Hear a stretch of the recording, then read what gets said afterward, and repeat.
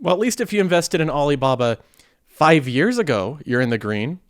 But if you've invested in it anytime in recent history, you're in the red. And you're in the red by a lot. This has been one painful holding to have in a portfolio. This has really tested your stomach, the thing that Peter Lynch talks about that makes a great investor. I can feel the pain. I look at this day after day, month after month. It only goes one direction. It's down. Alibaba only goes down every single day. It's incredible. I've actually never seen a stock like this that seems to have be a great company, a great asset, but investors just hate it across the board. They want nothing to do with it.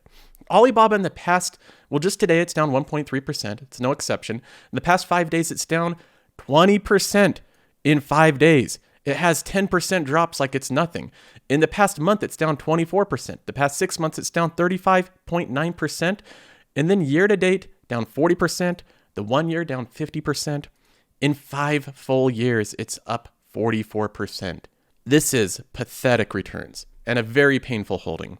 Now, this is also one that I think a lot of people can relate to because I think a lot of you watching this video own some Alibaba. I can tell because it's one of the most popular companies across social media and YouTube, Seeking Alpha, across all the social platforms. Alibaba is one of the most popular amongst value investors. Now, what I tried to do was summarize what I think are the 3 main reasons, the 3 reasons that value investors, like many of you and me, bought into Alibaba originally. When things are going this bad with the story of a stock, when a stock is just taking a turn for the worse and it keeps going down over and over again, I think it's good to look back and ask, why did we originally buy into this company? What attracted us to this stock in the first place?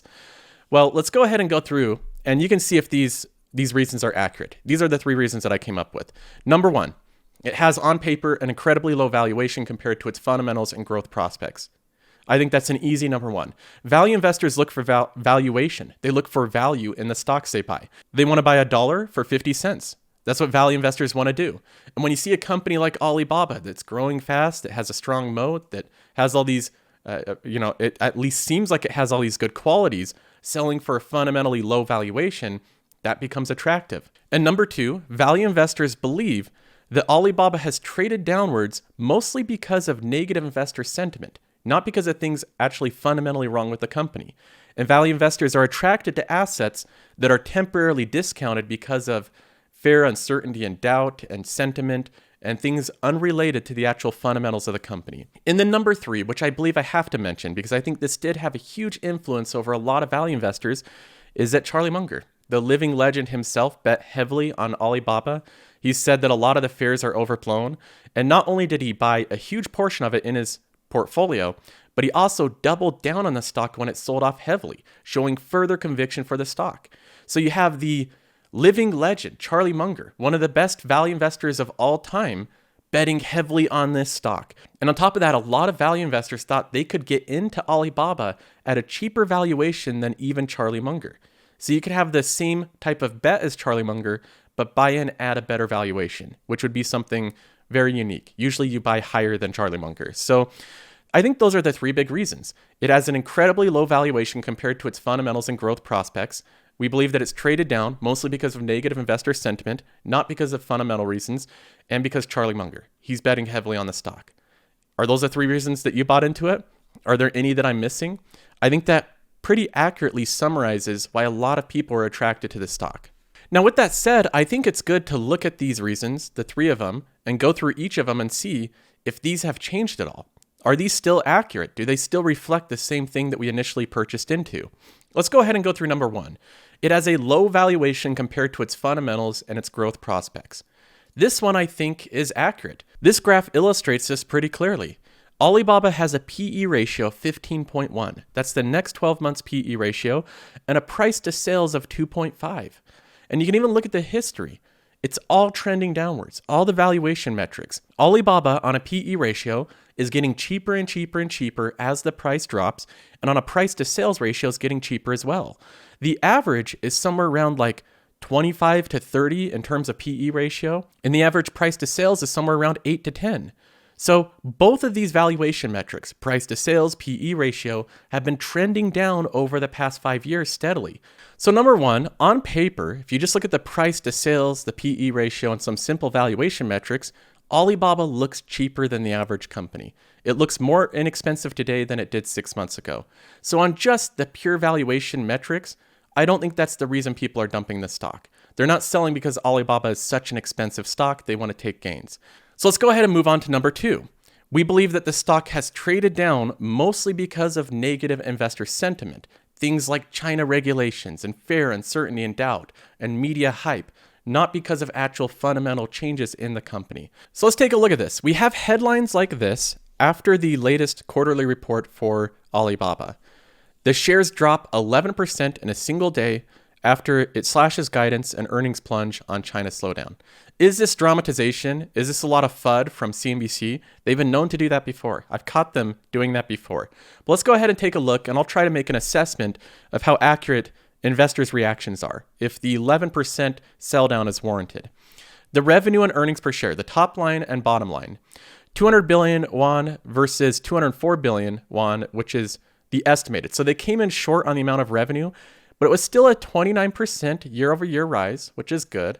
So the revenue went up 29%. I think that's good, but they missed their revenue estimates by a little, which is not good. You want companies to beat their revenue estimates. You could just say, who cares about what analysts think?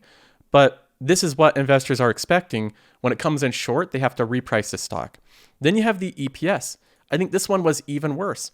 11.2 won versus 12.36. So they missed their earnings per share as well. So they missed the top line and the bottom line. And the earnings per share was a 38% year-on-year decline from last year. Not good. The top line and bottom line don't look pretty. And right there, if you have a normal company and it misses top line and bottom line, you're going to see a sell-off. Unless investors are kind of expecting it and there's a lot of other good things going for the company. If that's the case, you might not get a sell-off. But in most cases, top line and bottom line, in and of itself, missing both of those, you're going to experience some type of sell-off. Now let's go ahead and continue on, because this actually gets much worse. This is bad in and of itself. Missing both revenue and EPS is bad, but this, in my opinion, gets much worse. The company also slashed its revenue guidance for current fiscal year. So we missed revenue, earnings per share, and now we're slashing our future guidance as well. The triple whammy. Everything that can go bad in an earnings report so far is going bad. It previously expected to bring in 930 billion won, which that would have been about a 29.5% year-over-year growth. So that would have been a decent growth, but it now expects to grow between 20 to 23%. So now even the top line revenue estimates in the future are being lowered dramatically. People have tried to talk down this, it's growing between 20 and 23% and 29%. This is a huge change. The difference between growing 30% and growing 20% is a big change over time with the company. Investors are going to price that in.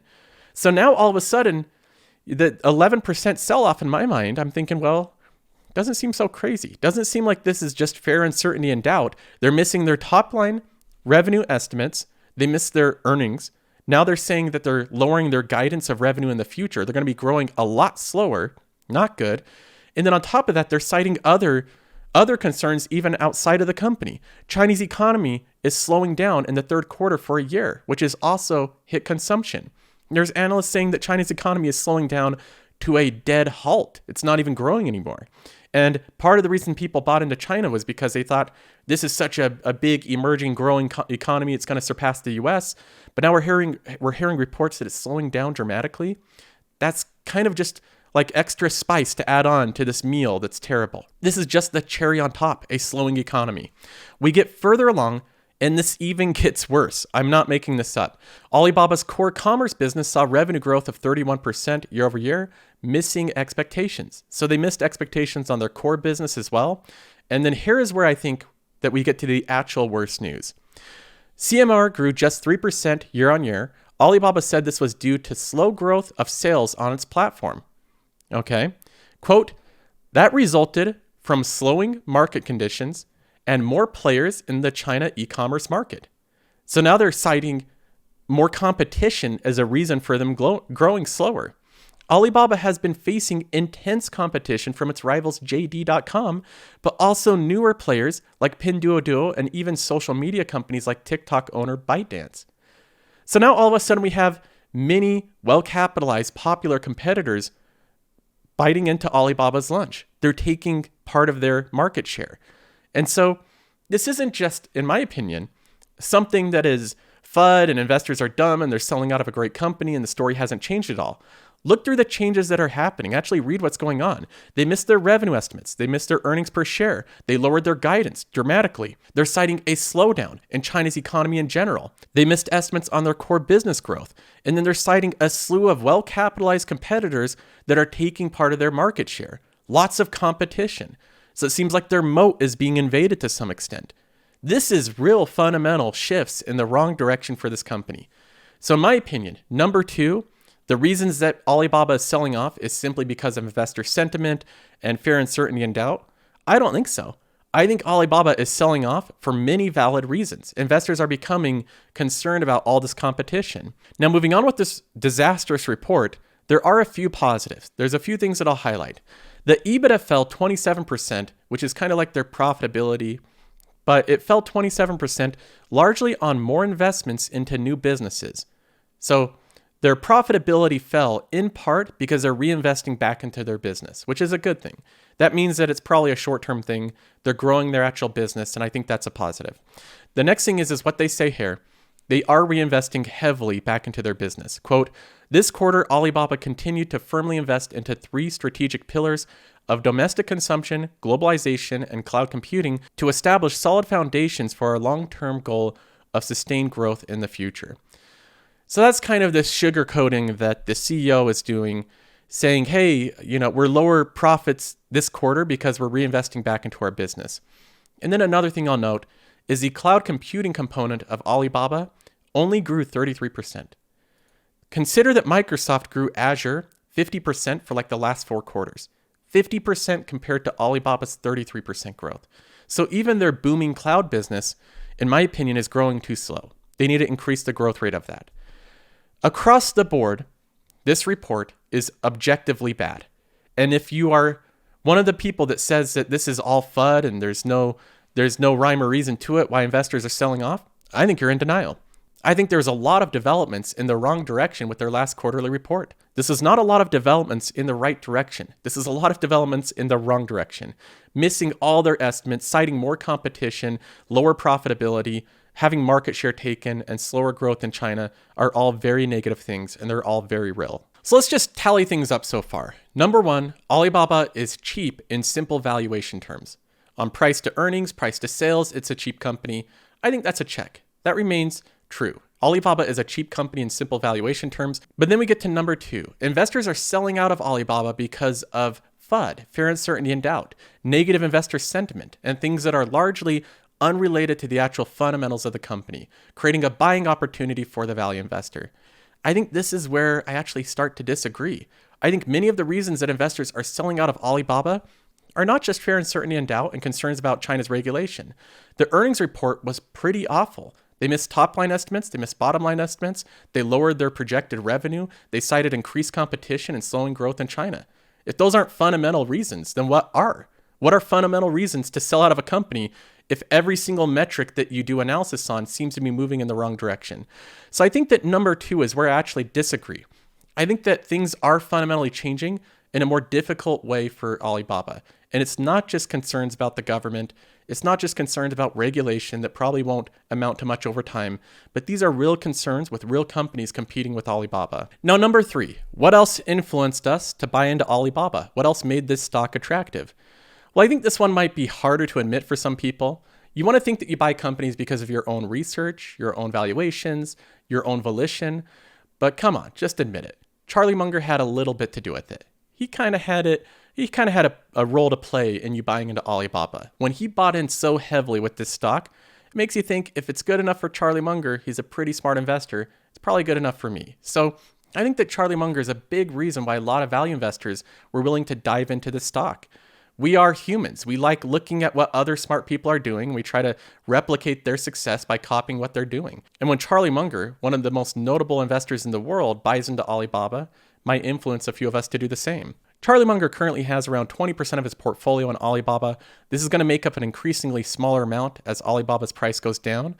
but he's bought into this company very heavily. He has to be in the red by a lot right now because he bought into it at a much higher price. I don't know the exact price, but then he increased his stake by 82% when the price kept falling. So he has doubled down on this. Other notable investors like Monish Pabrai also did the same thing, but he transferred out to some other holding, which we don't really know yet.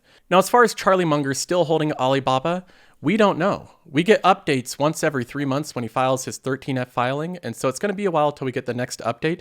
But I have no reason to suspect that he's not. If I had to make a guess, I'd think that he's still holding it because of his history. He doesn't typically buy really high, double down, and then sell low. That's not something that he does. He doesn't sell during peak fear. He doesn't sell during peak problems a company's facing. He's a very long-term holder. He'll hold companies for a very long time, and he doesn't check the news day to day. Charlie Munger is probably at his little clubs playing bridge, hanging out with his friends, doing his thing. He's not looking at the stock price of Baba every day and going, oh my gosh, right? Like the intro of this video. He's not just there observing the stock price every single day. It's not his style. So I think that Charlie Munger would be fine holding Alibaba to his grave, literally holding it the next 10, 20 years and just watching it grow over time. And he'd consider everything that's going on right now probably short-term news, short shelf life stuff that'll be figured out over the long term. So that's what I think he would do, but again, we don't know for sure. This is all speculation. We get an update once every 3 months with the 13F filing, and we won't know officially what Charlie Munger does until then. So that's my thoughts on those 3 reasons why investors purchased in. What is the takeaway here? What is my thoughts on Alibaba? I'm not selling out of it. I still have every single share that I originally purchased, even though I'm heavily in the red. If we look at my actual holding here in Alibaba, it is down more than any other company by far. In fact, Alibaba is my single biggest loser by far. It has heavily affected my profit and loss of my portfolio. If I do the actual comparison against the story fund against the S&P 500, you can see that I'm actually below the S&P 500. The S&P 500 is up 24.6%. My portfolio is up 19.87%. So we're down like 4 or 5% now. And what I did was I artificially just looked at what the returns would be of my portfolio if I had no Alibaba. If not only I didn't go into the green, but if I was just flat on it and I erased those losses, and I'd still be beating the S&P 500. So Alibaba, in and of itself, this single holding, is preventing me from being above the S&P 500 right now. And that's how much of a difference $2,800 does with one company, one holding in my portfolio. So far, Alibaba has been a huge loss for me. It's been the biggest mistake in my portfolio in terms of the short term, but I don't plan on selling it. I plan on holding on to every share. Notwithstanding all the issues it's facing, I think the company remains very attractively valued based on its future growth prospects. It does have increased competition. Competition's not terrible. That's not something that's always horrible. I think that Alibaba will compete well. And they are investing into their core businesses. They are growing like 30% year over year. And another thing that gives me hope with Alibaba in particular is we have the earnings report of Amazon, which was also disastrous the last couple of quarters. It was really bad. Amazon had lower margins. The only thing that really made money was their cloud business. They gave disappointing guidance. They had all at least very similar issues that Alibaba's facing. So this made me believe if Amazon is such an incredible business in the US and it's facing all these issues, and it's really mirroring what Alibaba is facing, I think that both of these companies will sort out these issues over the next year when things start to normalize a little bit. So this actually made me a little bit more positive on Alibaba, that these issues might be more temporary than long-term. So as of right now, even though Alibaba is really wrecking the returns of my portfolio, it's a struggle to hold. The other companies that I'm investing in, you can look at them across the board. Most of them are in the green. Most of them are doing well. We basically have Spotify, which is down a little bit, and Alibaba, which is down a lot. I doubled down on this company just to buy in more of it, and so far that has been a big failure. So that's where I'm at right now. I'm not selling. I continue to hold. It's dragged the story fund below the S&P 500, but this is a long-term game. We're going to go until 2025. We're going to see how we do, and I don't plan on selling Alibaba as of yet. So hopefully you thought this video was helpful. Throw me a thumbs up if you did, as well as subscribe to the channel, and you can check out the Patreon if you want to have discussions on a daily basis in a Discord, as well as get access to a lot of cool software. So I'll see you in the Patreon or in the next episode.